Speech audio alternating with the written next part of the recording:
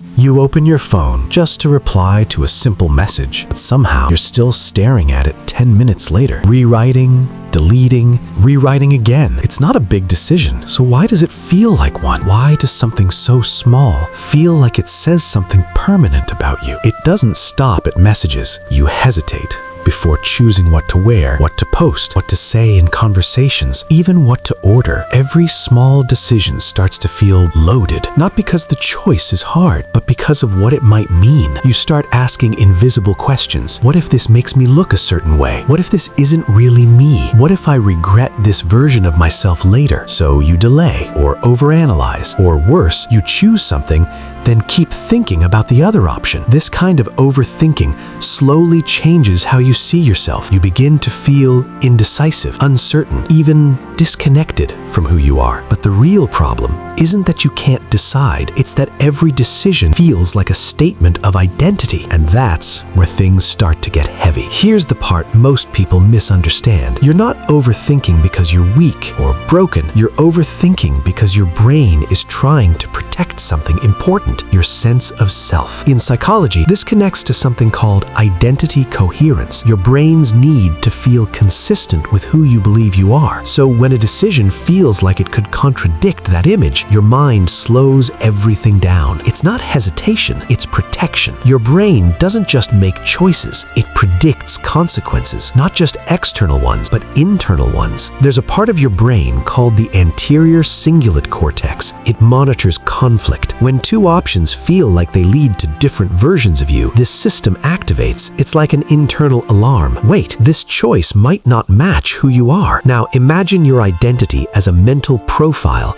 that your brain is constantly updating. Every decision adds data to that profile. So even small choices, like replying casually or formally, start to feel like they're editing that profile. Here's a simple model. Decision equals action plus identity signal. You're not just choosing what to do, you're choosing what it says about you. And when your identity isn't fully clear, every signal feels risky, so your brain delays. Not because it's confused, but because it's trying to avoid identity regret, the feeling that you acted in a way that doesn't match who you think you should be. But here's the twist. The more you delay decisions to protect your identity, the less clear your identity actually becomes. And that's the loop. So how do you break it? Not by forcing faster decisions, but by changing how your brain interprets them. 1. Separate choice from identity. Start labeling decisions as temporary actions, not permanent traits. Instead of thinking, this is the kind of person I am, tell yourself, this is just what I'm trying right now. 2. Use low-stakes framing. Deliberately frame small decisions as experiments. Your brain treats experiments as reversible. Choosing an outfit becomes, let's see how this feels today, not,